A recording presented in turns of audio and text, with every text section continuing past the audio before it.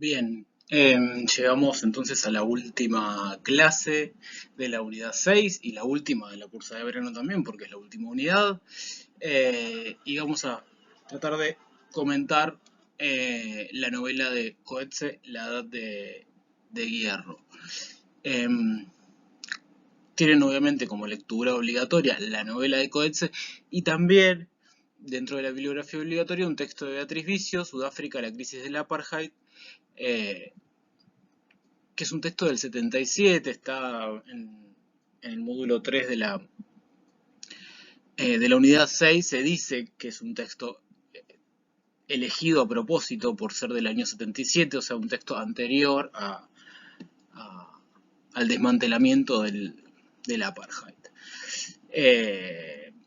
Pero se trata fundamentalmente de un texto que nos va a aportar elementos contextuales para entender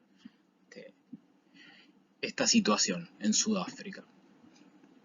Bien, hablamos entonces del sistema del apartheid, que es una palabra que viene del afrikaans, del lenguaje, una de las lenguas que se habla en Sudáfrica, que tiene un origen neerlandés. El significado de esta palabra está asociado con la separación y se trató efectivamente de eso. Es un sistema de separación de la población blanca de las poblaciones no blancas, digo, fundamentalmente negros, pero también otras etnias, no necesariamente, no solamente negras. Como sistema fuerte y legal se estableció en el 48 y duró hasta el 92, o sea, durante mucho tiempo. Y tenía la intención de mantener justamente separadas las poblaciones blanca y la población negra para conservar el poder de la población blanca, que era minoría dentro de la región.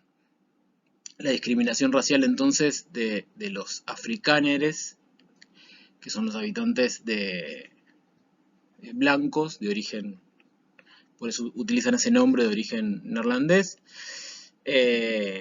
hacia la población negra, que se formalizó en el 48 a partir de leyes de separación y a partir de la victoria en las elecciones del Partido Nacional, que incluían un montón de prohibiciones, no solo de zonas por las que podía circular la población blanca y no podía circular la población negra, sino también el transporte público, la no posibilidad del voto, la no posibilidad de matrimonios entre distintas etnias tampoco.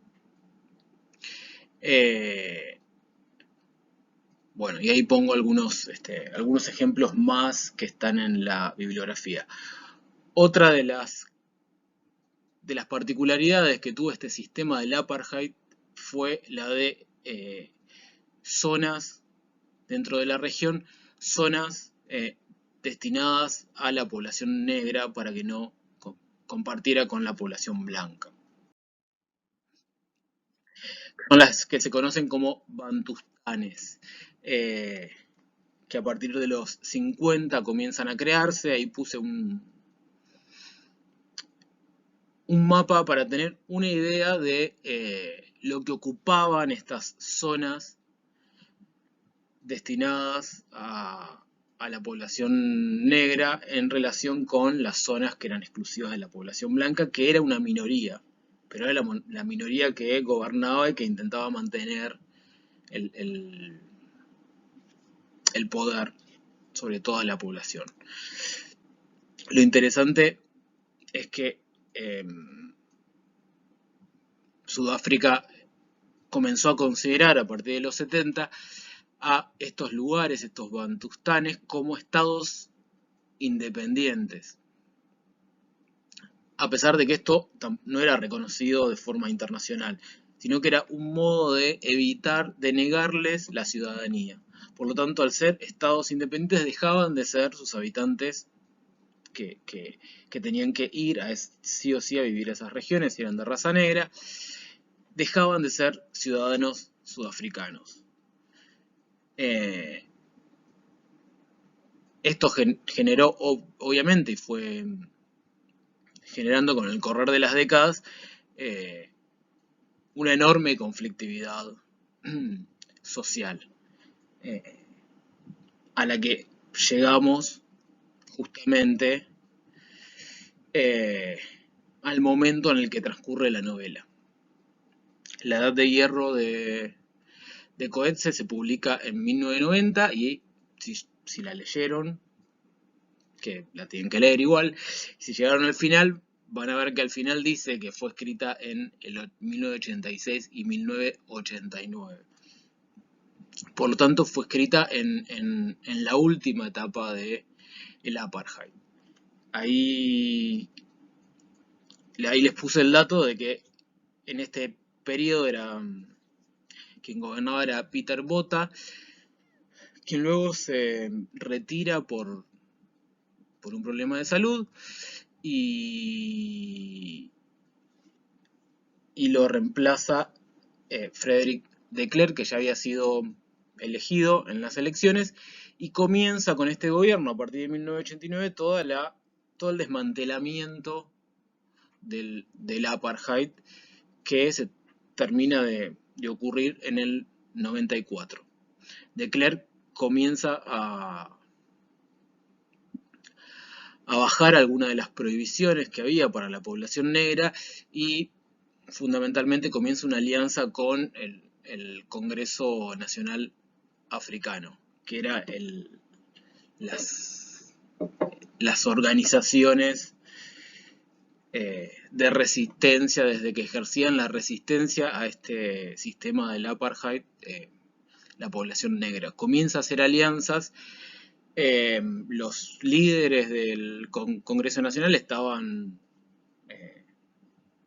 prohibidos, estaban presos, se consideraba ilegal. Bueno, todo esto comienza a desarmarse en este gobierno y hace una alianza con Nelson Mandela, que estaba preso, lo libera y en el 94 Mandela gana las elecciones y es el primer presidente negro de Sudáfrica.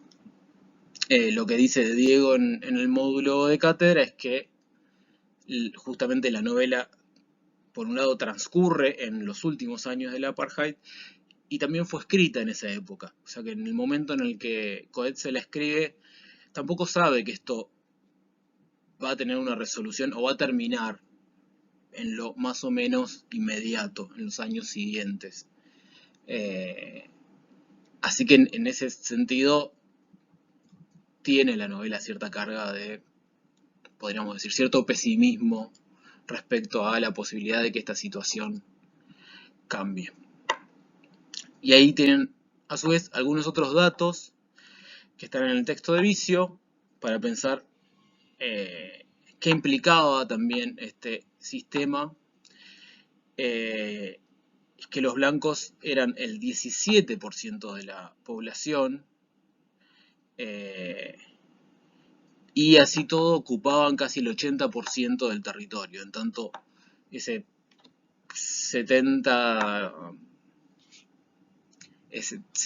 80 y pico por ciento de población negra que había tenía un porcentaje muy bajo del territorio, que era solamente del 13%. Otras diferencias también muy marcadas que había tenían que ver con el acceso a la educación en general, ¿no? A la escuela y también a la universidad.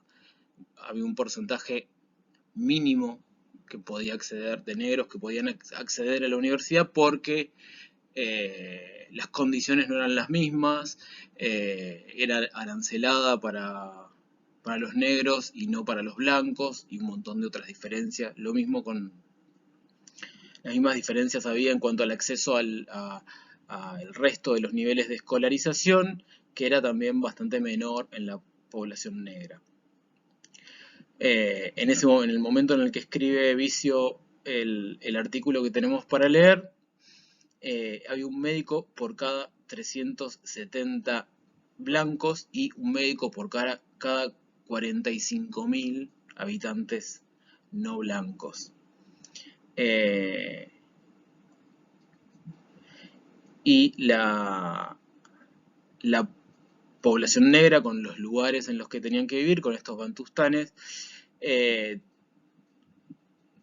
había en estos lugares 46 habitantes por kilómetro cuadrado, en tanto en el resto del país, permitidos para vivir solamente para blancos, había 13 habitantes por kilómetros cuadrados. Y estas eran las diferencias.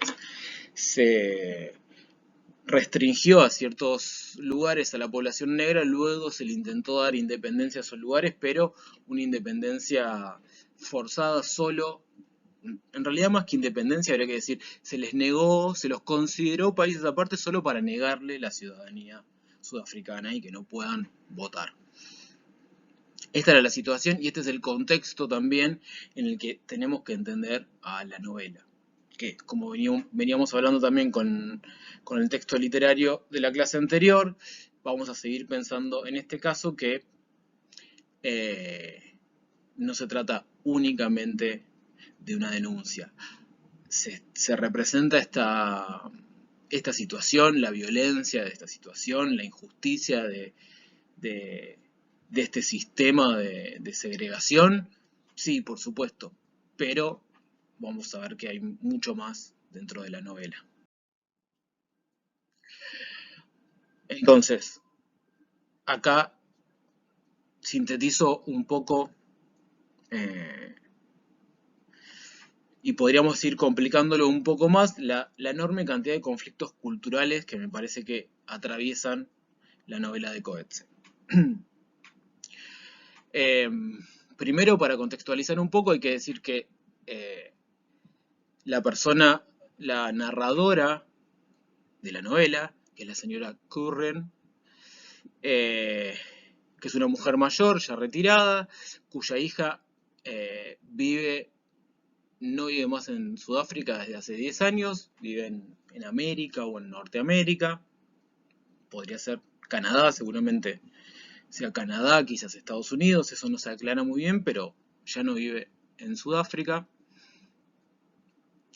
Y el mismo día que a la señora Curren le diagnostican cáncer, un cáncer terminal, ella se encuentra en las inmediaciones de su casa, en el callejón, si no me equivoco, que pasa por el garage, a un mendigo, de quien también luego sabemos que se llama Berkuil, o Berkuel.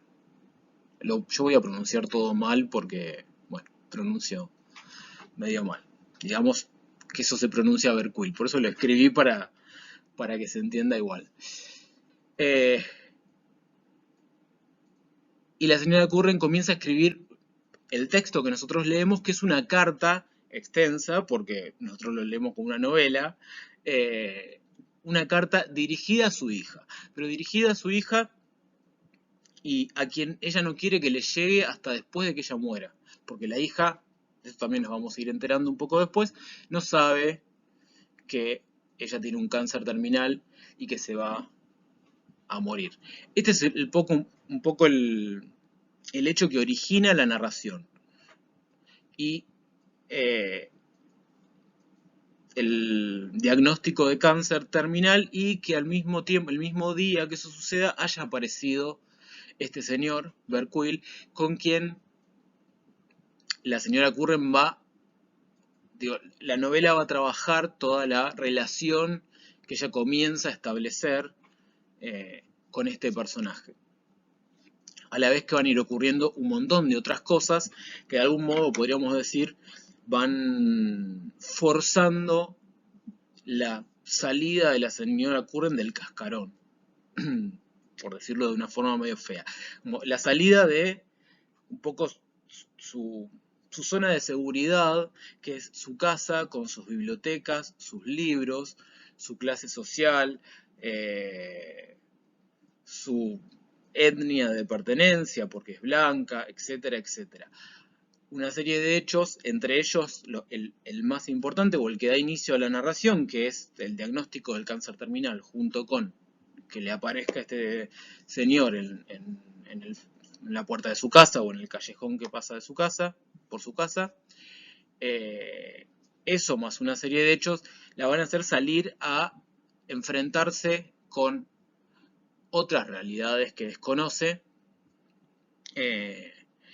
y esto va a ir generando una serie de conflictos culturales diferentes y cruzados. Digo, ahí cuando pensábamos, por eso lo puse así en la ficha, cuando pensábamos los ejes, el modo en el que clasifica de Diego en la ficha el eje temporal, el eje social, el eje espacial, y luego agrega un montón de otras posibilidades de pensar qué tipo de conflictos culturales se pueden representar en la literatura. Bueno, lo que tenemos en esta novela es probablemente todos esos ejes, todos esos conflictos culturales más, y a la vez todos atravesados entre sí. A veces vamos a ver que no los vamos a poder distinguir.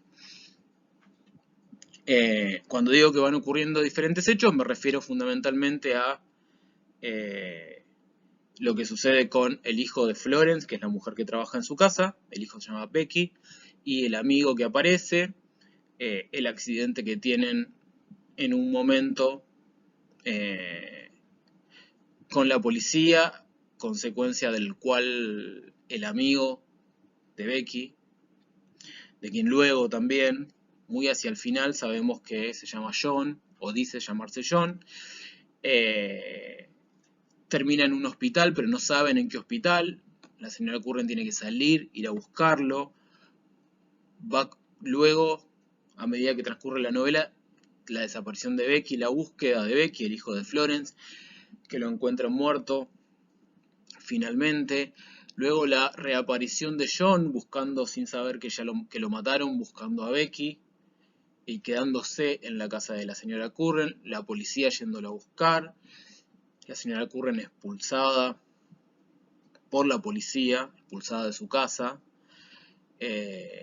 vagando sola y perdida por las calles, durmiendo en la calle, y el mendigo al quien ella intentó cuidar y darle trabajo y tratar de humanizar un poco, bueno, es quien la termina encontrando y la lleva nuevamente a su casa. Como para marcar un poco algunos puntos importantes del arco narrativo.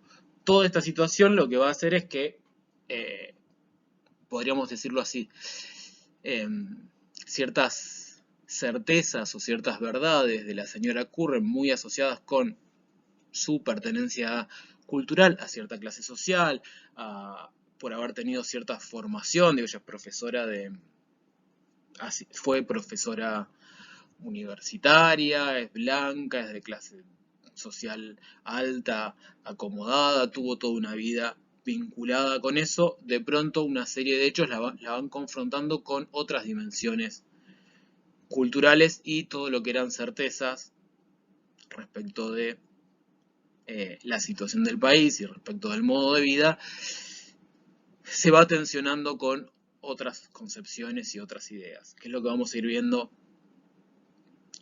a partir de algunas citas de la novela y de algunos episodios que intenté recuperar. La intención de todo esto es ver que aparecen muchísimos conflictos de tipo cultural representados en la novela, que no se agotan en una denuncia del apartheid o en una representación del sistema violento del apartheid, sino que lo vuelve interesante como texto literario, o para decirlo en términos de Beatriz Arlo, lo que le da mayor valor estético es justamente que hay un montón de conflictos tensionados dentro de la obra, además de una dimensión propiamente literaria que tiene que ver con la cantidad de imágenes, de metáforas y distintas figuras, sobre todo imágenes muy, muy interesantes que van apareciendo durante toda la novela. Entre ellas la que le da título a la novela, que es la Edad de Hierro, y esta idea del hierro que de pronto en el transcurso de la novela se va asociando con diferentes personajes, con diferente significado. Bien. Y uno de los conflictos culturales que podríamos encontrar tiene que ver con los sentidos asociados con la escuela, la escolarización, el hecho de que los jóvenes como Becky, como John, no vayan a la escuela, el hecho de que los chicos ya no estén yendo a la escuela o que destruyan las escuelas y estén en la calle. Y acá se van generando una serie de conflictos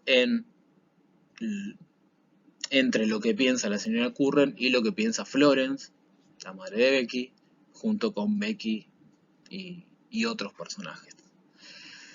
En el primer diálogo que seleccioné, dice la señora Curren: en mi época, como vemos allá, ya desde el momento en el que diga en mi época, sabemos que esto que yo había dicho, que era un conflicto, probablemente un conflicto cultural, probablemente en el eje de lo social, ¿no? En distintas concepciones, distintas formas de atribuir sentido a la vida social, en este caso a la escolarización y la importancia de la escuela, a la vez está atravesado no solo por el eje social, sino también por el eje temporal, ¿no? Aparece mucho el hecho de que la señora Curren sea una mujer mayor, aparece mucho vinculado con un montón de otros conflictos culturales. Ella habla siempre desde ese lugar de en mi época tal cosa, antes tal cosa, y con cierta, en algunos momentos con cierta nostalgia, incluso luego reflexiona también sobre esa nostalgia que siente de las cosas que en su época eran diferentes, como si en realidad hubieran sido mejores o tal vez no. En mi época consideramos la educación un privilegio, le dije. Los padres se apretaban el cinturón y ahorraban para que sus hijos fueran a la escuela. Nos habría parecido una locura quemar una escuela, como es lo que está sucediendo en este momento. Florence le dice: las cosas han cambiado. Y ella le pregunta: ¿pruebas que los niños quemen las escuelas? Y responde Florence: no puedo decirles a estos chicos lo que tienen que hacer. Todo ha cambiado, ya no hay padres ni madres. Y la señora Curran le responde: eso es absurdo, siempre hay padres y madres. Fíjense cómo acá aparece un conflicto en el que se cruzan dimensiones como la social, la temporal, la espacial incluso.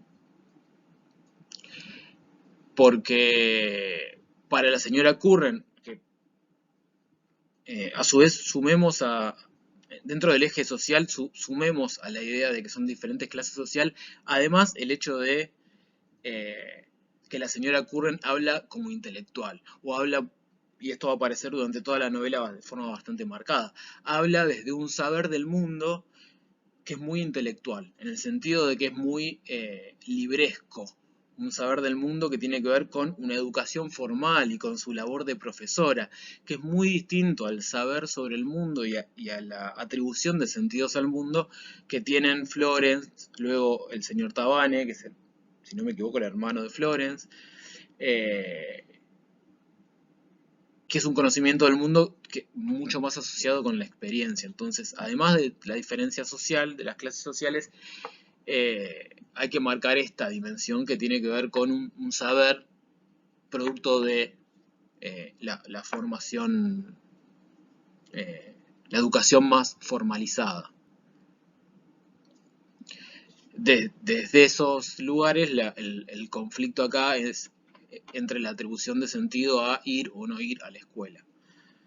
Para la señora Curran es importante que los jóvenes se eduquen y no que prendan fuego las escuelas. Florence le dice: yo no puedo hacer nada, los niños van a hacer lo que quieren, pero en realidad en lo que luego va a insistir es que quemar las escuelas es un acto de rebeldía contra el régimen opresivo y segregacionista del apartheid. En la segunda cita dice: ¿para qué sirve la escuela? Para hacernos encajar. Esto se lo dice Becky a Curran. La escuela sirve para hacernos encajar en el sistema del apartheid. Y Curren le responde, soy demasiado vieja para esto. Como ven, en la dimensión de lo etario, de lo temporal, aparece todo el tiempo. No me puedo creer, le dice a Florence, que quieras que tu hijo esté en las calles matando al rato hasta que se termine el apartheid. El apartheid no va a morir mañana ni pasado mañana. Becky está arruinando su futuro. Y Becky interviene y pregunta, ¿qué es más importante? ¿La necesidad de destruir el apartheid o que yo vaya a la escuela? Y Curren responde, esa no es la cuestión, he contestado en tono fatigado. Pero ¿acaso? Le dice, esa no es la cuestión, pero se queda pensando, ¿acaso tenía razón? Si esa no era la cuestión, ¿cuál era la cuestión? Lo que aparece acá es un conflicto cultural, claramente, en relación con lo que significa la escuela, ir a la escuela y prender fuego a escuelas. Para Becky, ir a la escuela, para Curren significa, no ir a la escuela significa arruinar el futuro. Para Becky, ir a la escuela significa encajar en el sistema del apartheid. Por lo tanto, no ir a la escuela significa oponerse al apartheid. Esta es la escena en la que el hijo de Florence, Becky y su amigo, de quien luego sabemos que se llama, o se hace llamar John, van a maltratar y le van a pegar a Berkuil. Y la señora Curren los va a defender. Y lo marqué también como un momento de conflicto cultural, porque así como antes pensábamos las diferentes formas de entender a la escuela, ¿no? Si el hecho de que los jóvenes, como Becky, por ejemplo, no vayan a la escuela es un acto de holgazanería o es un acto de rebeldía, acá también hay sentidos asociados a la vida de Berkuil, porque le pegan justamente por ser un holgazán, por ser una escoria, por ser un borracho. Florence también sostiene esta misma idea que tiene su hijo respecto Curren, de Berkuil. Y es un momento muy importante en la trama narrativa de la novela porque la señora Curren comienza a defenderlo a Berkuil y comienza a considerarlo parte de las personas que viven en su casa, ¿no? Luego esto se va a convertir en ya no va a ser las personas que también viven acá, sino que va a ser parte de su familia de forma cada vez más fuerte a medida que avanza la novela. Y va a aparecer toda esta asociación de Berkuil con un marido.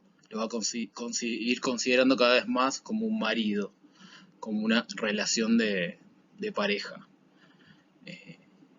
Pero acá sí dice, por primera vez también vive en esta casa, por lo tanto hay que tratarlo como corresponde y no como un holgazán. La forma en la que lo va a defender la señora Curren obviamente no va a ser diciendo, bueno, si él quiere ser un holgazán y un borracho tiene todo el derecho del mundo a hacerlo, o es lo que esta sociedad y este sistema hizo de él, sino que va a decir, no, no, no, dentro de lo que es la descripción cultural de la señora Curren, lo va a defender diciendo no es un holgazán, es mi recadero, me hace los recados, me hace los mandados que yo le pido porque soy una señora grande. Y la cita que puse termina con la señora Curren diciendo, estás enseñando a Becky y a sus amigos que pueden levantar la mano contra sus mayores con impunidad. Eso es un error. Da igual lo que pienses de él, Berkuil es mayor que ellos. Fíjense cómo esto que es un conflicto que lo podríamos pensar en el eje social si queremos, que lo podemos relacionar con lo que pensábamos antes referente a la escuela, también está atravesado por el eje de la edad, ¿no? Bueno, es un señor, es mayor que ellos y el choque cultural tiene que ver también con que es una persona mayor.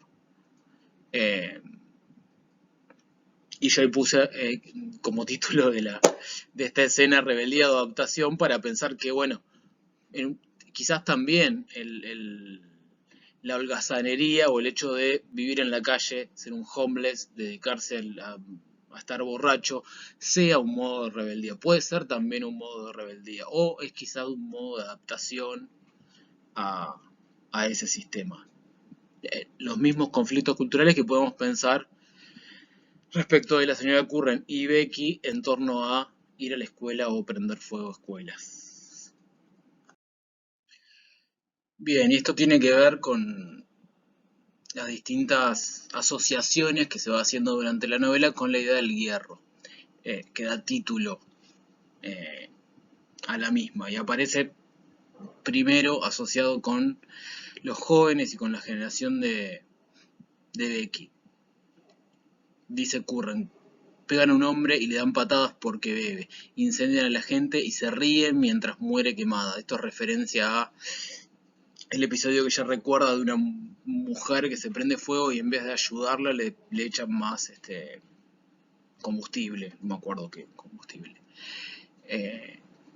Y es un episodio que, como dice en la ficha de cátedra también, va a reaparecer y se va a recordar en distintos momentos.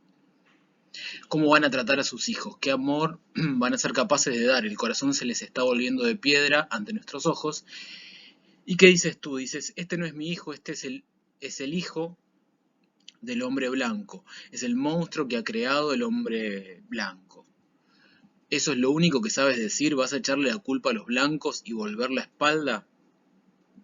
Y en un momento, yo acá elidí algunas partes, Florence dice, son unos buenos chicos, son de hierro. Y acá aparece esa primera asociación, en este sentido en términos positivos, al hierro, ¿no? Como son chicos muy fuertes y que pelean políticamente porque se termine el régimen del apartheid. Esos niños cuya violencia en todo caso es producto del hombre blanco, es el monstruo que ha creado el hombre blanco. Y Curren piensa, niños de hierro. Florence es un poco de hierro. Es la edad de hierro después de la cual viene la edad de bronce. ¿Cuánto falta para que les llegue el turno de regresar a las edades más amables, la edad de arcilla y la edad de tierra? Una matrona espartana con el corazón de hierro, creando hijos guerreros para el país. Estáis orgullosos de ellos. Esa es la asociación que Curren hace, la señora Curren, negativa del hierro. Bueno, la edad de hierro es entonces esta edad de la violencia. ¿Cuándo va a llegar una edad un poco más amable? Y un poco después, acá salté bastante, pero dentro de la misma página yo le fui poniendo las páginas del PDF que ustedes tienen en el campus, que es algo que no me di cuenta de hacer ya en la clase anterior, que usé las de mi edición. Pero bueno, yo leí de acá, de esta edición de bolsillo, pero en vez de usar esa paginación traté de poner las del PDF. En mi edición esto ocurre unas páginas después, o en la página siguiente, pero en la que ustedes tienen es dentro de la misma página porque no, tiene la mitad, digo, son páginas más, con mucha más cantidad de texto. Lo cierto es que un poco después también reflexiona Curren. Después de todo, ¿acaso no ha sido la edad de granito la que ha dado a luz a la edad de hierro? ¿Acaso no tuvimos fortrekkers generación tras generación de fortrekkers, niños afrikaners adustos y herméticos, marchando, cantando sus himnos patrióticos, saludando su bandera, jurando morir a su tierra natal? Lo que se asocia acá poco después es, bueno, sí, esta edad de hierro en todo caso es producto de lo que ocurrió antes. Sí, es el monstruo que generó el hombre blanco con sus, acá es muy interesante el uso de ese sus himnos patrióticos, su bandera, su tierra natal. Los fortrekkers son los primeros colonos de origen neerlandés. Y afrikaners son descendientes ya nacidos en el territorio, pero descendientes de esos primeros colonos. Y acá parece que se da vuelta esta asociación y vuelve a la idea de que sí, este nivel de conflictividad social que Curren asocia con la Edad de Hierro, que es una atribución del significado de hierro un poco diferente a la de Florence, sí es producto de generación tras generación tras generación de segregación racial. No, de ahí lo de su himno, su bandera, su tierra natal, ¿no? Porque era un himno, una bandera, una tierra natal que excluía a la población negra. Luego, esta idea del hierro asociada con la Edad de Hierro, que da título a la novela, también aparece vinculada a la hija de la señora Curren, en un momento en el que ella le explica a Berquil que su hija se fue sin ningún motivo, que se fue porque no quería vivir más en ese lugar, en Sudáfrica, por la conflictividad social que se vivía ahí y que no iba a volver nunca más, no iba a volver hasta no ver muertos a todos los responsables del nivel de violencia que se está viviendo. Y luego Berquil también le dice a la señora Curren, usted también es un poco de hierro. Por tanto, esta idea del hierro va adquiriendo también diferentes dimensiones y diferentes sentidos, algunos positivos, otros negativos. Digo, hace referencia al nivel de conflictividad, de violencia que se vive en esa realidad, pero también hace referencia, podríamos decir casi a lo contrario, ¿no? A la resistencia frente a eso. A la dureza que se tiene para soportar y para rebelarse frente a esa situación. Los dos sentidos están en juego un poco en esta idea de el hierro. La idea de edad de hierro igual, que es la que le da título a la novela, sí está asociada un poco con este momento de enorme violencia entre afrikaners y la población negra. Y habíamos hablado también, ya habíamos mencionado, estas tensiones generacionales. Yo acá recorté algunas que otras citas más. La insistencia de la señora Curren en el tipo de expresión de en mi época no pasaba esto, en mi época era distinto, ¿no? Y esta idea que es muy de conflicto cultural generacional o en el eje temporal, podríamos decir, de pensar que siempre la época anterior siempre fue mejor. Entonces, cuando se dice, pero en mi época ocurría tal cosa, siempre es en un sentido de era lo correcto y en lo que ahora se vive está mal. La señora Curren dice muchas veces, utiliza este tipo de expresión. En mi época he pensado, los policías hablaban con respeto a las señoras. Acá se queja de la policía. En mi época los niños no incendiaban las escuelas. En mi época, una expresión que en estos días solamente se encuentra uno en cartas al director. Viejos y viejas temblando de furia justiciera, agarrando la pluma, el arma del último recurso. En mi época, que ya terminó, en mi vida, que es el pasado, dice la señora Curren. Y luego, en otro momento de la novela, cuando están yendo a los hospitales a buscar a John, que después de ir a un primer hospital, ahí no lo encuentran, y van luego a un segundo, en un momento de eso que están todos en el auto, la señora Curren piensa que para pasar el rato podrían ponerse a jugar algún juego de palabras. Y se pregunta, ¿pero qué posibilidades tenía de que aquellos tres se apuntaran? O sea, se sumaran a jugar un juego de palabras. Juegos de palabras, pertenecientes a una época que solamente yo puedo recordar con nostalgia. Acá sí aparece y se entrecruza la dimensión social. Lo que antes era en mi época, en mi época, en mi época, ahora sí, acá es esa época, solo yo la puedo recordar con nostalgia.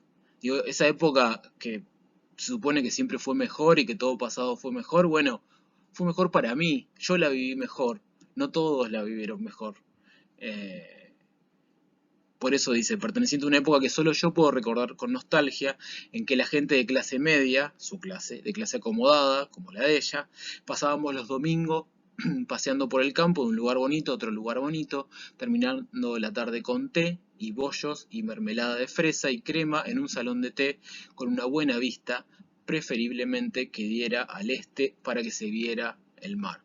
O sea, está hablando de un pasado, de una situación idílica, pero acá aparece la dimensión de, en mi generación, la generación acomodada y, y, eh, y también responsable de la violencia que se vive en la actualidad, por haber sido parte de ese sistema o por haber fomentado también, o por lo menos por no haberse rebelado ante ese sistema de segregación.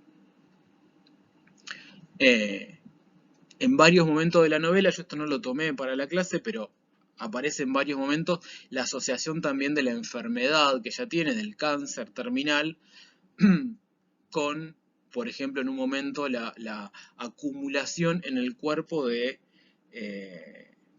la vergüenza. De la vergüenza de lo que ha hecho la clase blanca en ese país y en la región. La acumulación de muchas vergüenzas, de generaciones de vergüenza que le producen, se le convierten, se le somatizan en el cuerpo y se convierten en ese cáncer que ella tiene. Esa idea, esa metáfora, esa imagen aparece en algunos momentos. Y aparece también esta idea de que ella forma parte y ella es parte de todo eso que sucedió, que devino en el apartheid como sistema formal y legalizado, formalizado de segregación étnica y a su vez del nivel de violencia que se está viviendo. Y volviendo a estas distintas citas que tienen que ver con la tensión generacional, en otro momento, esta ya un poco más simpática, cuando ella está en el coche, ese coche viejo, el que hay que empujar para que arranque, que tiene un montón de cosas, también aparece un poco esta idea asociada, esta idea de lo pasado asociada al coche. Este coche es viejo, pertenece a un mundo que ya prácticamente no existe, pero funciona. Yo intento aferrarme a lo que queda de ese mundo, a lo que todavía funciona. No importa si lo amo o lo odio. Lo cierto es que pertenezco a aquel mundo del mismo modo que gracias a Dios no pertenezco a este en lo que se ha convertido. Justo aparece, me tapa mi imagen parte de la cita.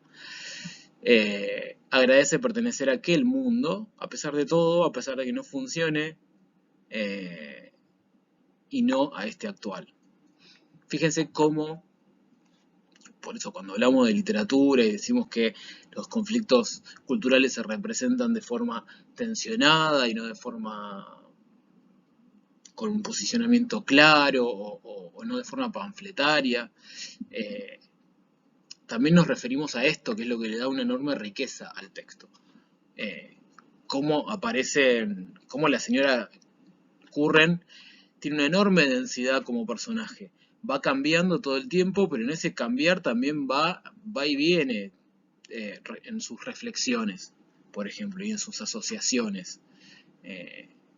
No tiene o no le podemos adscribir un posicionamiento muy claro. Sí, en determinado momento, en determinada escena de la novela, en otros quizás es distinto, y el personaje fundamentalmente lo que sufre es un enorme cambio, una enorme transformación, podríamos llamar casi como una anagnórisis, podríamos pensar que es, ¿no? Como una revelación, como de pronto abrir los ojos y darse cuenta, es un poco,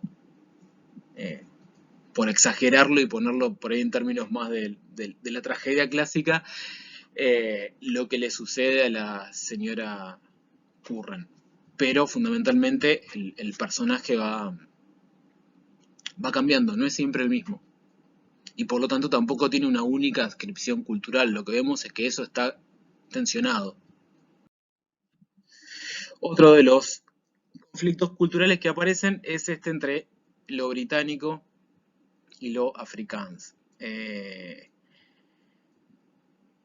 Acá por ahí hay que volver un poquito atrás y pensar que la primera colonización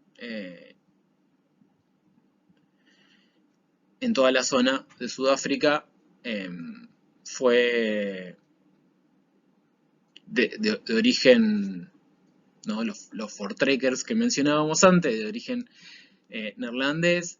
Luego también hubo colonizaciones británicas que terminaron ganando el territorio que formó parte luego del Imperio Británico, pero internamente se mantenían las dos dimensiones culturales, ¿no? De lo británico y lo africano, como una facción mucho más segregacionista, mucho más violenta, y otra de, como veíamos en el caso del Corazón de las Tinieblas, también, bueno, una colonización no un poco más liviana, un poco más amena, digamos. No me puedo acordar exactamente cómo lo explica, le digo en la ficha tampoco. Pero bueno, esto aparece también como una tensión. Yo ahí marqué el momento en el que la policía irrumpe en la casa de la señora Curran buscando a John, que la señora Curran, a pesar de que John no le cae bien, lo aloja esa noche, y a pesar de que John no le cae bien, intenta defenderlo de la policía. Y lo que aparece, lo habrán notado si leyeron la novela, es que los policías hablan en afrikaans, no hablan en inglés. La novela está escrita en inglés. Se utilizan a veces expresiones o frases mucho más cortas. Bergquill en algunos momentos usa algunas frases de tipo interjecciones y demás que son del afrikaans, pero la novela está escrita en inglés y los personajes hablan en inglés, por lo tanto. Pero hay un momento en el que los policías, cuando ingresan, parte de esa violencia que uno puede experimentar como lector tiene que ver con que el idioma que utilizan es el afrikaans y no el inglés. Lo trasladamos a lo que nosotros leemos, que es una traducción en español, por lo menos yo la leo en español, la novela, la leí en español. Sería la intromisión de ese idioma que tampoco entendemos, ¿no? Es como si fuera una forma de separatismo mucho más fuerte. Hablamos incluso otro idioma. Y acá esto lo podemos pensar también en términos del conflicto cultural, aparece incluso en lo lingüístico. Estamos pensando en una zona que es bilingüe o de más de dos lenguas quizás, pero bueno, lo que nos interesa es este bilingüismo entre el inglés y el afrikaans. Dos idiomas asociados que tienen una dimensión de valoración cultural, tienen una dimensión cultural, que significan algo, que no es indistinto el pasar de un idioma a otro, sino que eso tiene una carga y un significado. El otro momento que destaqué ahí es cuando la señora Curran habla con señor Tabane, y dice en un momento de la época en que lo británico era mejor, como diciendo ahora ya no es mejor lo británico. Lo siento si no consigo hacerme entender. Ha hecho caso omiso de la disculpa, si es que era una disculpa, y luego pregunta, ¿alguna vez lo británico ha sido mejor?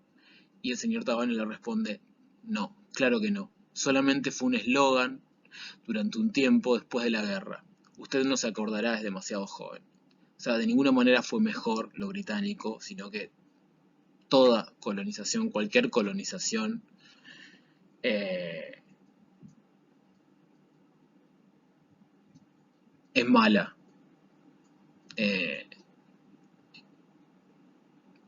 Eso que pueda ser mejor o pueda ser peor es únicamente una fachada, un eslogan, dice ahí. Entonces digo, aparece también este conflicto dentro de la novela. Y esta es la escena en la que quizás se confronta de forma más clara las la descripción cultural de la señora Curren en relación con la de los otros personajes, ¿no? Sobre todo en el sentido de los saberes y el conocimiento del mundo de procedencia diferente. Esta es la charla que tienen por teléfono el señor Tabane con la señora Curren, en la que el señor Tabane defiende el accionar de los jóvenes, y les dice incluso que en lo que están haciendo es algo que su generación no supo hacer, y que por lo tanto venimos, más bien tenemos que seguir lo que hacen estos jóvenes, el modo en el que se están rebelando en contra del apartheid, que es algo que mi generación no pudimos hacer. Y le dice, cuando uno está metido en cuerpo y alma en la lucha como lo están estos jóvenes, cuando uno está preparado, eso es lo que dice el señor Tabane que su generación no pudo hacer, cuando uno está preparado para dar la vida por sus compañeros sin cuestionarse nada, entonces se crea un vínculo mucho más fuerte, y eso es lo que se llama camaradería. Y ahí cuando le dice lo de la camaradería, la señora Curran dice, no, yo sé muy bien lo que es la camaradería, lo sé porque lo leí, ¿no? Este es el contraste que se da entre saberes de distinta procedencia, ¿no? El señor Tabane está hablando del accionar de estos jóvenes en contra o tratando de hacer que se termine el apartheid, y la señora Curran dice, yo sé muy bien qué es la camaradería porque lo leí en los libros, sé cuál es la definición de camaradería, sé qué significa, lo he dado en la universidad cuando era profesora, etcétera, etcétera. Dice la señora Curran, me temo que sí sé algo sobre la camaradería. Los alemanes tenían camaradería, los japoneses y los espartanos, y las hordas zulúes de Yaka también, estoy segura. La camaradería no es más que una mística de la muerte, de matar y morir, disfrazada de eso que usted llama un vínculo. ¿Un vínculo de qué? ¿De amor? Lo dudo. No siento simpatía por esa camaradería. Se equivocan usted y Florence y todos los demás al dejarse llevar por todo eso, y peor todavía, al promoverlo en los niños. No es más que otra de esas construcciones masculinas gélidas, excluyentes y orientadas a la muerte. Se cuela también ahí la cuestión de género, ¿no? No solo está mal porque, y yo les puedo decir que está mal esa idea de camaradería porque la estudié y la conozco muy bien, sino que además es una cuestión machista.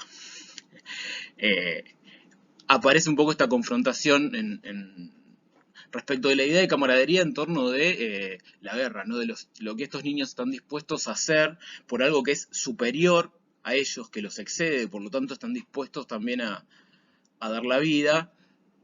Y la señora Curren responde con otro tipo de saberes diferentes, que tienen que ver con su clase social y su cultura más vinculada con una educación formal, con la academia, con lo intelectual, con su trabajo de docente. Lo que es interesante es que también estos posicionamientos de la señora Curran se van a ir modificando y van a ir cambiando. Porque la novela comienza con una señora Curran muy, no sé cómo decirlo, como muy dentro del cascarón de su propia cultura, y luego ese cascarón se va a ir rompiendo y se va a ir vinculando cada vez más con otras dimensiones culturales del entorno, y ella va a ir cambiando también.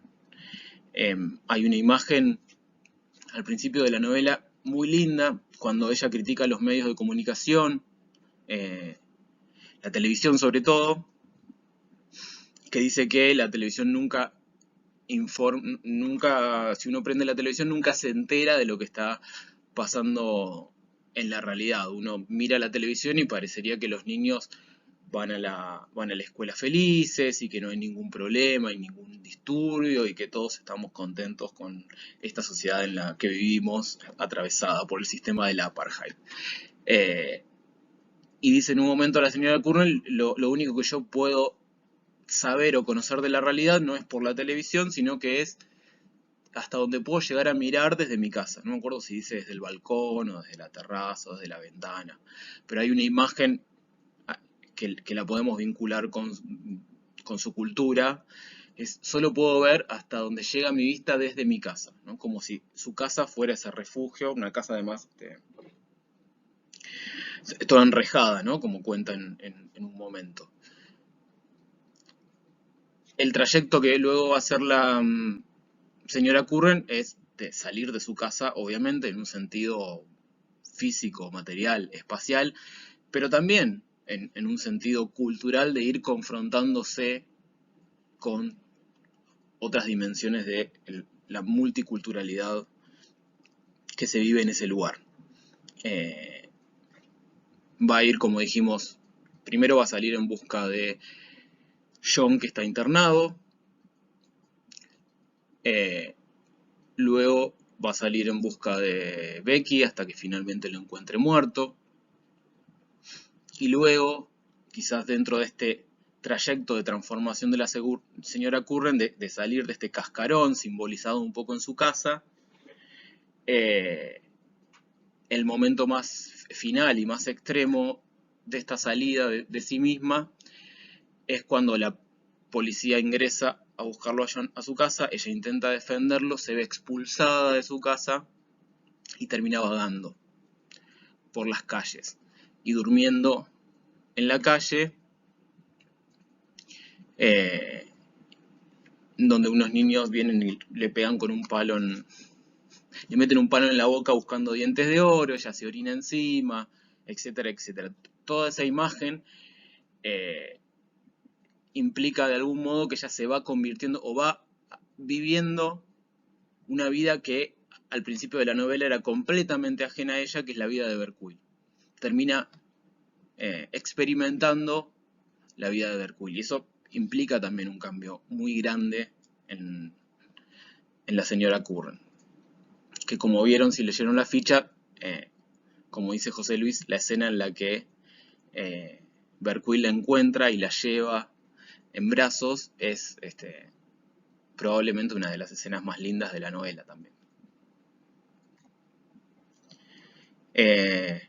Bueno, y ese es otro momento en el que aparece esta idea del saber libresco, el saber intelectual de la señora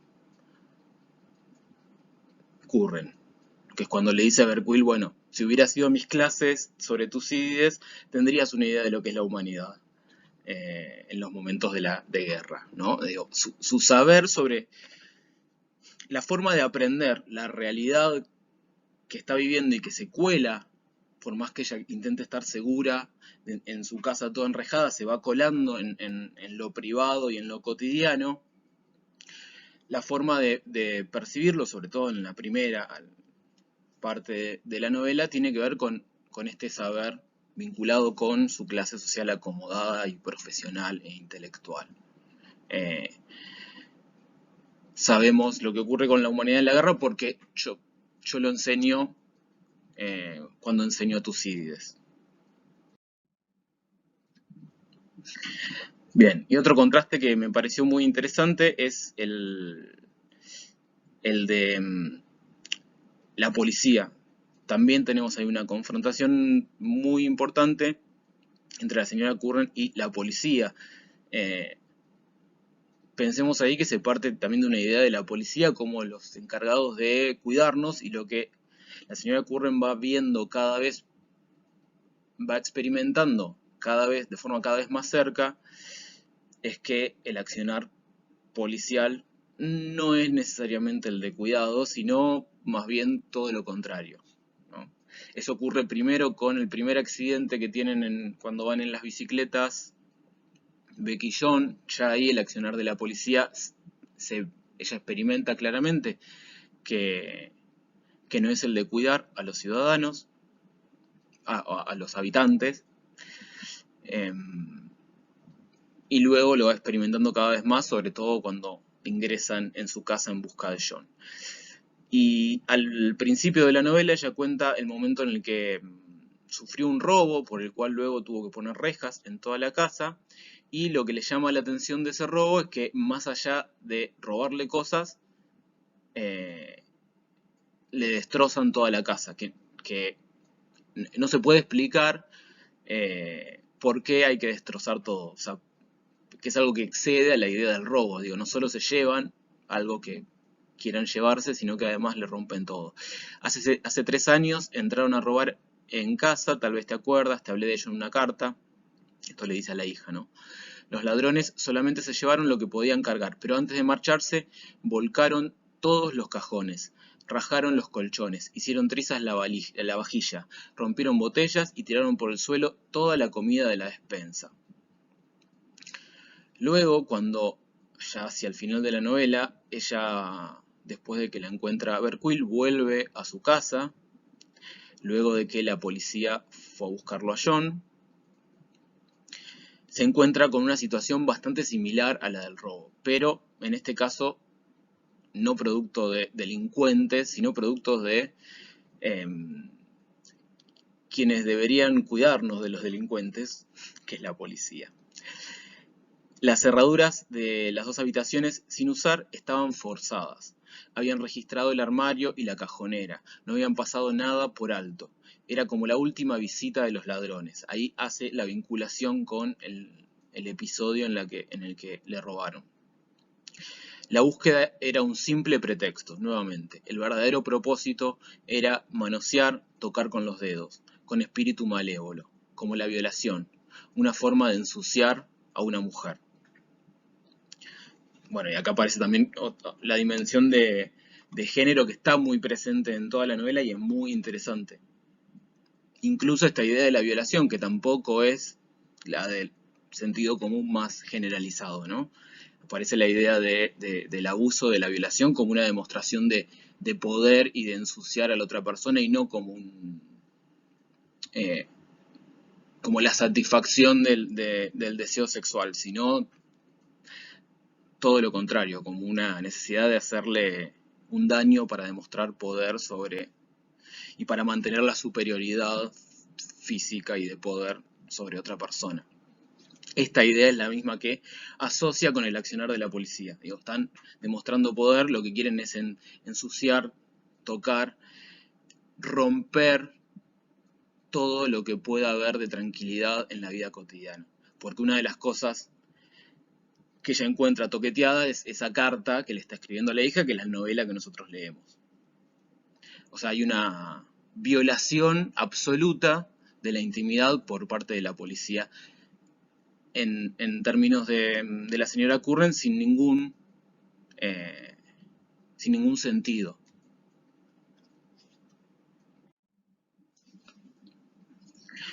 Bien. Y esta es una idea que es un momento y una imagen que me parece muy interesante de la novela, que es el momento en el que ella mira una foto de sus nietos. La voy a leer. Ahora que tengo tiempo, he estado hojeando las fotos que me has ido enviando desde América. Está hablando todo el tiempo, esa segunda persona siempre es la hija. A lo largo de los años, mirando los escenarios, mirando todas las cosas que entraron por casualidad en el encuadre en el momento en que apretabas el botón. En la foto que enviaste de los 2 chicos en canoa, por ejemplo, mi mirada va de sus caras a las ondas que lo rodean y al verde intenso de los abetos, y luego vuelve a los chalecos salvavidas de color naranja, que llevan parecidos a flotadores de antaño. Me hipnotiza el lustre apagado y anodino de sus superficies. Tienen goma o plástico o algo parecido en el medio, una sustancia tosca al tacto, dura. ¿Por qué ese material? Extraño para mí, extraño tal vez para la humanidad, moldeado, sellado, inflado, unido a los cuerpos de tus hijos. Representa tan intensamente para mí el mundo donde tú vives ahora. ¿Y por qué me provoca este abatimiento? No tengo idea, pero como esta redacción me ha llevado una y otra vez desde no tengo idea hasta donde empiezo a tener idea, déjame decir de forma completamente tentativa que tal vez lo que me entristece es que tus hijos no se vayan a ahogar. Llegamos, esto es casi al final de la novela, cuando llegamos a este punto, como imagen es una imagen muy fuerte, porque sobre todo al principio de la novela aparecen un montón de ideas asociadas con la familia, con su maternidad, con su abuelazgo, podríamos decir, eh, muy esperables, normales, idealizadas, ¿no? Y acá es donde se empieza a romper, o donde se ve más claramente que se rompe esa idealización. Ella en muchos momentos dice, bueno, eh, le escribo a mi hija porque mi hija es la continuidad de mí, es lo que me va a trascender, es la que me va a entender, etcétera, etcétera. Acá aparece por primera vez, luego de haber vivido una serie de episodios, que son los que venimos más o menos mencionando, aparece ese rechazo respecto de la vida de la hija. Otro de los conflictos, pues ahí puse quedarse e irse también, otro de los conflictos culturales que podemos encontrar también son es esta confrontación entre el quedarse y el irse, ¿no? Entre los que se van porque no soportan la situación que se está viviendo en el país y los que se quedan a pesar de todo, o con la esperanza, o intentando hacer algo, o no. Digo, pero esto suele ser un choque cultural importante, ¿no? El exilio y los que viven en, en el mismo lugar, soportando lo que tenga que soportar de esa realidad. Por eso puse irse y quedarse. Y lo que vemos es que parece una imagen completamente distanciada. De pronto la señora Curren comienza a ver a su familia sanguínea casi como si fueran completamente ajenos. O en realidad, sí, los empieza a ver como completamente ajenos. Creo que en algún momento incluso lo dice así. Lo que le genera rechazo de esta foto que está viendo es que los hijos nunca se van a hogar, ¿no? O sea, ¿qué pasó? Sus nietos nunca se van a hogar. ¿Qué pasó con esa señora Curren que discutía la idea de camaradería, ¿no? Porque no le parece bien que los niños estén dispuestos a dar su vida por algo superior como es el fin de la apartheid. Tantos lagos y tanta agua, un país, este es el indicio también que nos permite pensar que cuando se habla de América o de Norteamérica, en realidad no es tanto Estados Unidos, sino más bien Canadá. Pero bueno, en realidad el país nunca se dice. Me refiero al país en el que vive la hija. Cuando se dice tantos lagos, tanta agua, bueno, la imagen lo lleva a pensar que puede ser Canadá. Un país de lagos y ríos. Y sin embargo, si por algún infortunio alguna vez se caen de la canoa, se quedarán flotando a salvo, sostenidos por sus flotadores de color naranja, hasta que una motora vaya a buscarlos y los deje en la tierra y todo vuelva a estar bien. ¿Qué pueden esperar esos dos pobres chicos desfavorecidos que están reinando en el área de recreo? Se morirán con 75 u 85 años, tan estúpidos como nacieron. Se va un poco al pasto en el modo. Imaginen que es una abuela. Es una abuela que está mirando una foto de sus niños que debería enternecerse y decir qué lindos mis nietitos. Y le sale esto. Decir esto, se van a morir a los 85 con desprecio, a morir a los 85 años tan estúpidos como nacieron por haber vivido una vida segura, acomodada, sin riesgos. Esa vida segura, acomodada, sin riesgos, es una vida que se encierra en su casa con rejas, que se encierra en su propia cultura y que no se confronta o que no se sumerge en esa multiculturalidad en la que ahora, con la que ahora está la señora Curren mucho más vinculada. ¿Les deseo la muerte a mis nietos? ¿Acaso estás en este preciso instante tirando la página en un acceso de irritación? Vieja chiflada, ¿eso es lo que gritas? Bueno, si le está deseando la muerte a sus nietos, uno puede esperar que su hija se enoje un poco. No son mis nietos, dice. Son demasiado lejanos para ser criaturas mías de ninguna clase. No dejo tras de mí una familia numerosa. Una hija, un consorte y su perro. De ninguna manera les deseo la muerte, dice después. Les deseo la vida. Pero los flotadores que tienen puestos no les garantizan la vida. La vida es morder el polvo o la vida es ahogarse, caerse en el agua hasta el fondo. Que de algún modo esto como imagen metafórica es lo que ya experimentó la señora Curren. por todo lo que vivió y fundamentalmente por haber terminado en la calle tirada, viviendo como una mendiga. A partir de todas estas confrontaciones, de la salida de su propio ámbito de seguridad de su cultura para enfrentarse con una realidad mucho más amplia y comprometerse de algún modo con esa realidad, eso le va permitiendo cada vez sentirse más parte de esa realidad y menos cada vez o más alejada de lo que sería su familia biológica, legal, como su hija y sus nietos. Por eso cada vez los ve como más ajenos y a su vez más cercano a, lo ve más cercano a Berkuil. Comienza a referirse cada vez de forma más clara a Berkuil como un marido, como un consorte. Lo dice incluso de forma irónica o provocadora en algunos momentos. Y termina con esa escena también muy... La relación, podemos decir que culmina con esa escena en la que duermen juntos en la cama.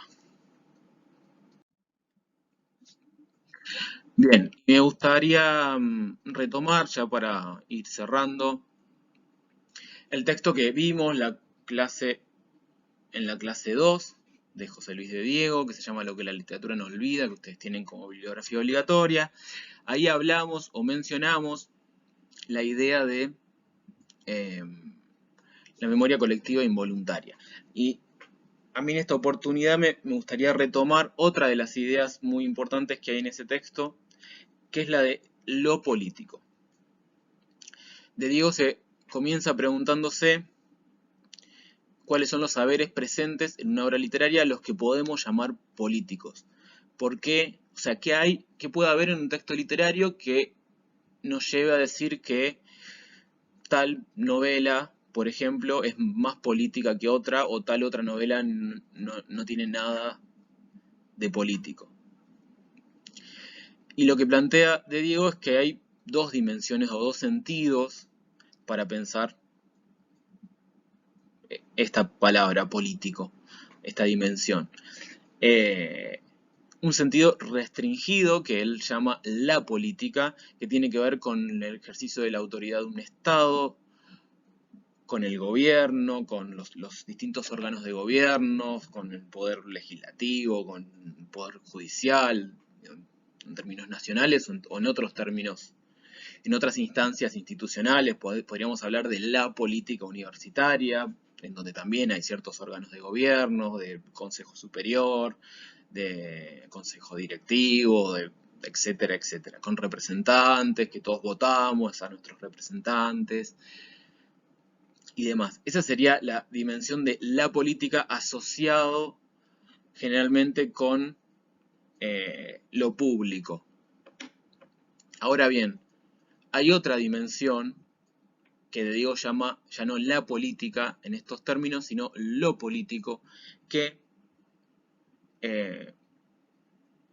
se vincula con todos los órdenes de la vida, ya no los aspectos públicos o de representación o de lo que hacen a la vida pública y a las decisiones de un Estado o de una institución, sino lo que tiene que ver con las zonas más íntimas, más privadas de la vida cotidiana.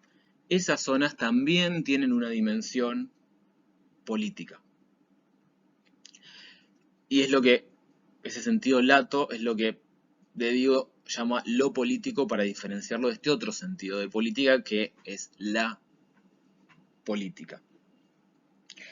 Uno de los ejemplos que toma y analiza en el texto, ustedes lo van a ver cuando lo lean, es el de la novela El proceso de Franz Kafka.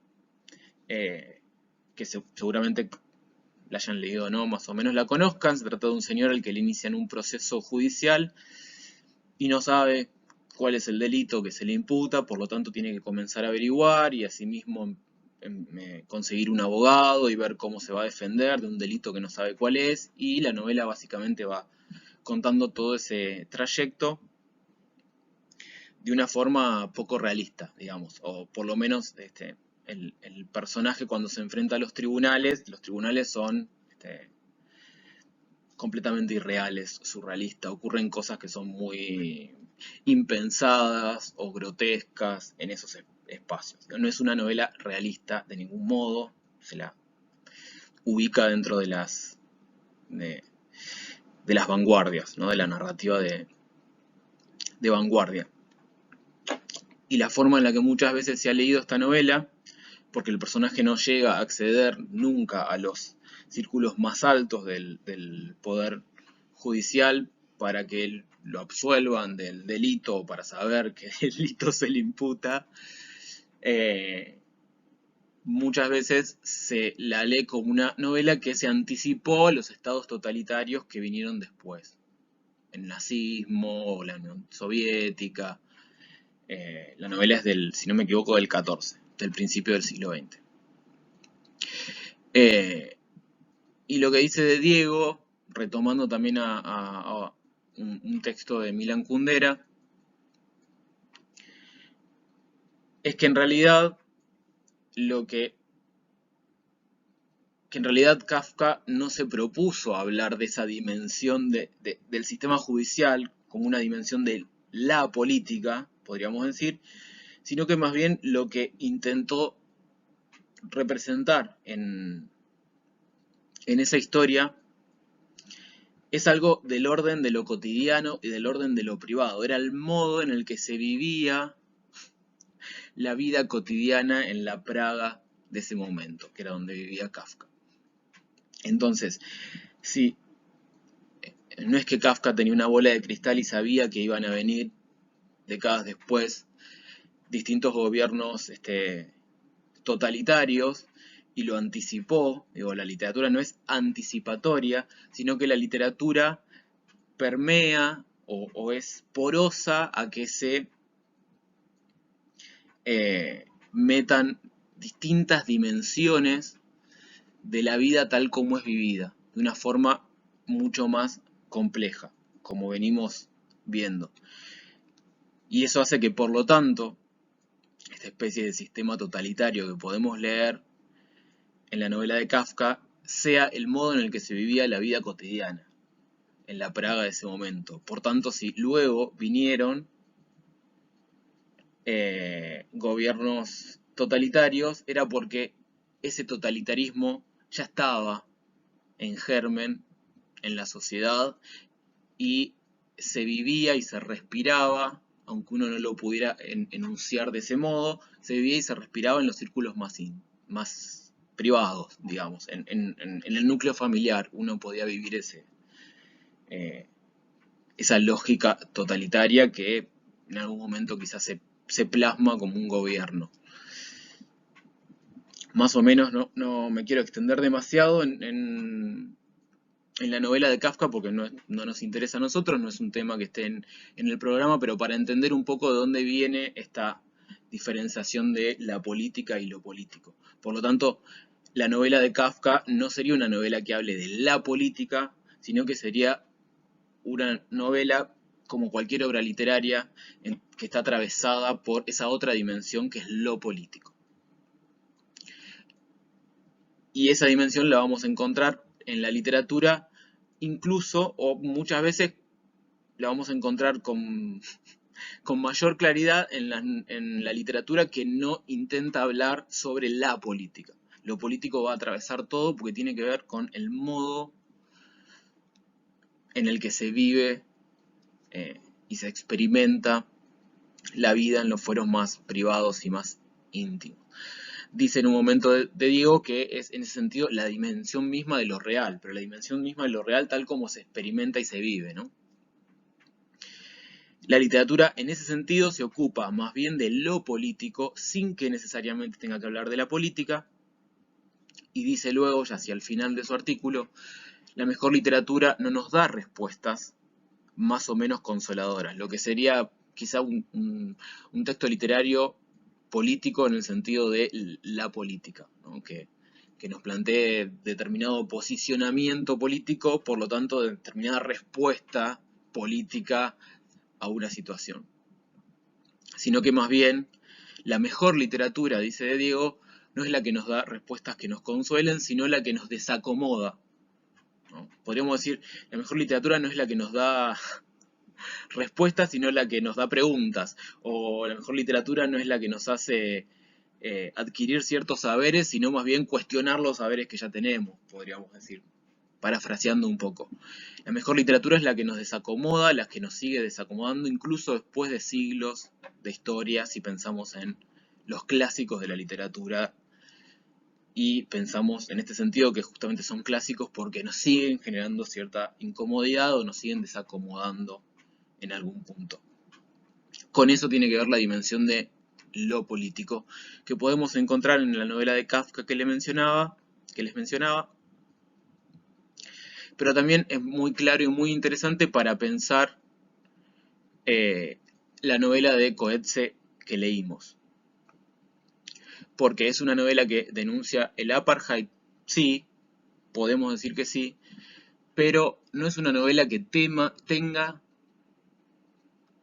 como tema central el apartheid, o que cuestione el sistema, el apartheid como sistema político, en términos de la política, sino que más bien de lo que nos habla es de la vida cotidiana, de lo que nos habla es de los espacios más íntimos, más privados, y nos habla, y quién nos habla, quien narra la novela, no nos habla en términos generales de todas las razones por las que el apartheid está mal y es condenable y debería terminar, sino que lo que hace es contarnos su vida, contarle a la hija en realidad, porque es una carta, nosotros leemos esa carta, su vida más cotidiana, más privada, el momento en el que le diagnostican un cáncer terminal, cuando se encuentra Berquil y todos los episodios que luego va viviendo. Y eso es porque en términos de si pensamos en términos de lo político, no hace falta, o es mejor, vamos a encontrar más valores estéticos, para decirlo también en términos de Beatriz Arlo, justamente porque la novela no pretende decirnos todas las razones por las que el apartheid está mal, sino que toda esa dimensión política se cuela en lo más cotidiano. Y se cuela, digo, incluso metafóricamente llega hasta, se vive como una intromisión en los ámbitos más privados, que es lo que podemos ver en la escena en la que la policía le revisa absolutamente hasta el último rincón y le toquetea la novela, la carta que ella está escribiendo a la hija, ¿no? Esa sensación de violación es el modo en el que se vive el sistema y el régimen del apartheid. Desde la perspectiva de una persona que no es de la comunidad negra y que es de una clase social bastante acomodada, pero que va experimentando otras cosas a medida de estas confrontaciones y este salir de su ámbito de seguridad que venimos mencionando. Espero que esto no confunda más y que se entienda un poco cuál es la dimensión en la que lo tomamos, ¿no? La idea es que justamente lo que lo vuelve más rico como texto literario es que no es un discurso político, en el sentido de la política. No es un discurso sobre el apartheid como sistema de gobierno, en qué momento comenzó, cómo ganaron determinados partidos políticos y lo que fueron haciendo y cómo eso fue segregando a la gente y fue generando un montón de consecuencias. No hay una argumentación ni un intento de convencer, de persuadir, como si fuera un discurso político en términos de la política, sino que más bien lo que se cuenta es la vida cotidiana. Una vida cotidiana que está completamente atravesada y cada vez más, a medida que transcurre la novela, por lo político, de forma muy clara y muy atravesada por las consecuencias del apartheid. Incluso para una persona como la señora Curran, que no está necesariamente del lado víctima del apartheid, sino más bien estaría más del lado de los victimarios, ¿no? Del lado de los culpables, y esa es la culpa que siente en algún momento, esas vergüenzas que dice que su cuerpo carga, por pertenecer a la parte blanca de la población, a la parte no negra. Y ya para terminar, eh, quería cerrar con el final del módulo 3, que ustedes ya lo hemos dicho un montón de veces, pero bueno, están los módulos de teóricos escritos por José Luis y son muy importantes esos módulos, porque son clases. Entonces nos dan un montón de entradas a, a la bibliografía y a los textos literarios, y particularmente en el módulo 6 tenemos, en la unidad 6, perdón, tenemos un módulo dedicado enteramente a la novela de Coetzee, por ejemplo, con toda una introducción sobre el sistema del apartheid y luego todo un análisis bastante detallado de la novela, que es el módulo 3, y también tenemos el módulo 2, donde se trabaja con el artículo de Beatriz Arlo y luego también de forma bastante extensa con la novela de Conrad, así que es muy importante leer esos módulos, aunque no figuren como bibliografía obligatoria en el programa. Podemos decir que son lecturas que igual las consideramos obligatorias, aunque no figuren así en el programa. Y es porque cuando el programa se presentó no estaban todavía esos módulos, se hicieron el año pasado. Y quiero cerrar con el módulo 3, en el que Diego dice: hay novelas en que el peso de la denuncia, para vincular con esto que veníamos charlando recién, hay novelas en que el peso de la denuncia bloquea la capacidad narrativa y las obras se vuelven retóricas o ideológicas, como ocurre con la película Invictus, que a la que de Diego le dedica algunas páginas del módulo y comenta de forma bastante profunda. No alcanzan a transitar este tipo de obras o de novelas las contradicciones del mundo y de los personajes, por ser justamente novelas pensadas como denuncia, ¿no? Entonces se vuelven retóricas, se vuelven ideológicas y no alcanzan a plasmar este nivel de contradicciones y de tensiones, que es lo que intentamos ir viendo a partir de algunos fragmentos de la novela. Coetzee es un autor que corre ese riesgo a sabiendas que está caminando en el límite. Por eso, para evitar que la novela derrape hacia la tesis denuncialista, que es algo en lo que nunca se convierte la novela, para que eso no ocurra es menester dotarla de una fuerte pulsión narrativa, lograr ciertos momentos memorables que también podremos decir que, por lo menos en mi opinión, y coincido con De Diego en esto, los tiene, y tiene un montón la novela.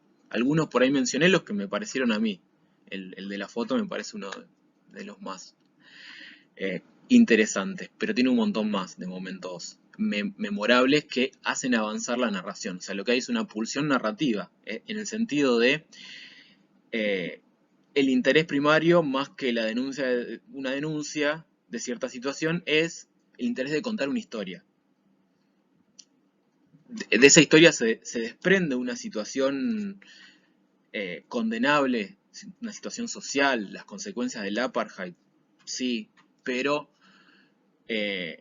no tiene que primar esa denuncia por sobre la tensión narrativa, porque por eso es una novela y no una denuncia judicial, digamos, o en foros internacionales, etc.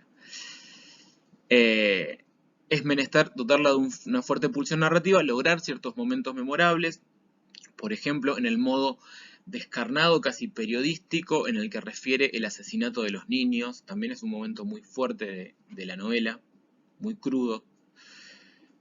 Se puede contar la tragedia del apartheid de diversas maneras, dice Diego. Quizás haber adoptado el punto de vista de un narrador negro a Coetzee le pareció una frontera difícil de franquear.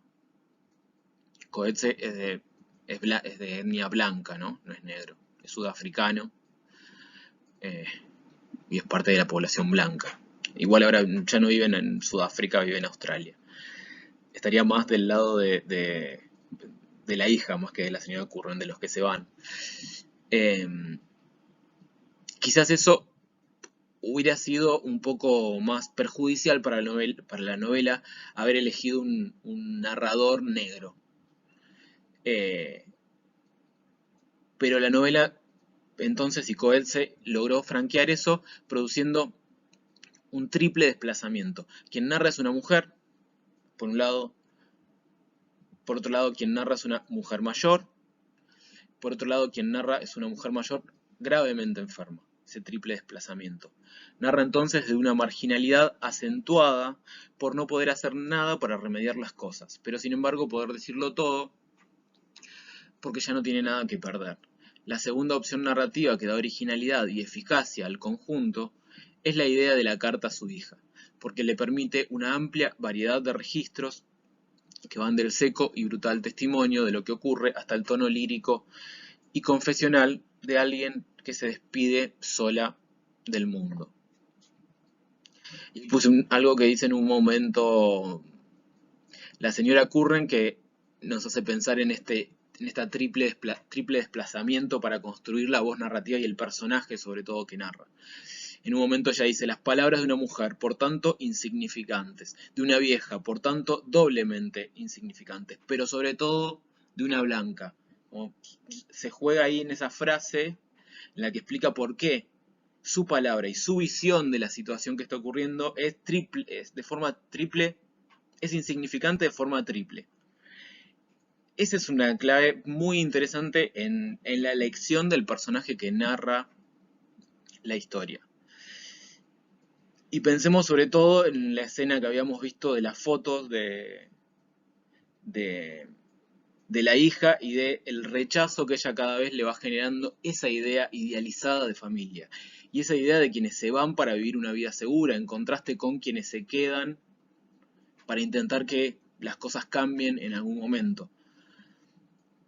Ese accionar de los niños como Becky, que a la señora Curren le generaba rechazo al principio y con el que no estaba de acuerdo, luego parecería, esto no se dice exactamente, por ahí es una lectura que hago yo, pero parecería a partir de esa confrontación cultural entenderlo un poco más. Y ese entender un poco más también la distancia mucho más de esa idealización de familia. Que deja de ser su familia, su hija y sus nietos. Deja de ser su familia porque no forman parte de su vida cotidiana atravesada por lo político.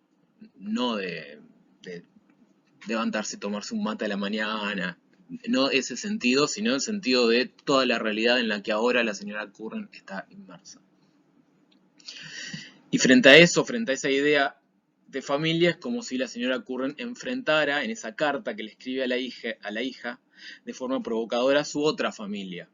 ¿No? Una idea bastante más inusual, menos normal, monstruosa, podríamos decir, en el buen sentido de lo monstruoso, que es aquello que se corre o se fuga de lo normal, ¿no? Si es que lo normal en realidad es algo que nos oprime, lo monstruoso puede fugar de eso y terminar siendo una liberación.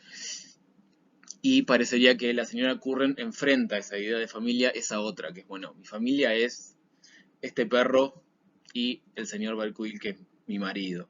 Mi familia es ese hijo que yo no entendía y que yo no estaba de acuerdo con lo que hacía, que es Becky, pero que ahora es alguien que se me murió de mi familia. A pesar de que no tener un parentesco. Digo, esta es mi nueva familia, es esta. Es la vida que yo vivo y la que experimento y quienes forman parte de mi cotidianidad. No siento como mi familia a esos muchachos que veo en una foto con salvavidas y esos salvavidas simbolizando que han elegido o sus padres han elegido para ellos una vida segura, pero al mismo tiempo una vida alejada de las confrontaciones culturales que en el periodo que la novela narra fue viviendo y experimentando la señora Curren. Bueno, espero que más o menos todo este comentario haya servido para pensar algunas dimensiones de la novela y para pensar sobre todo esta idea que venimos trabajando desde el principio, que desde una perspectiva cultural no podemos evitar también, eh, no podemos dejar de considerar las dimensiones específicamente literarias o estéticas de un texto, aunque ese texto tenga una dimensión cultural muy importante, como en este caso un sudafricano como Coetzee escribiendo una historia que transcurre durante el apartheid. Eh, no todo se agota en eso, sino que también hay un montón de dimensiones propiamente de lo estético, de lo literario, que vuelven mucho más rico y mucho más complejo el acercamiento a algo que es un texto literario, que por lo tanto genera siempre ese plus y ese resto eh, que no podemos terminar de percibir si lo pensamos únicamente como una representación cultural, tal como proponía Sarlo y habíamos visto en las clases anteriores.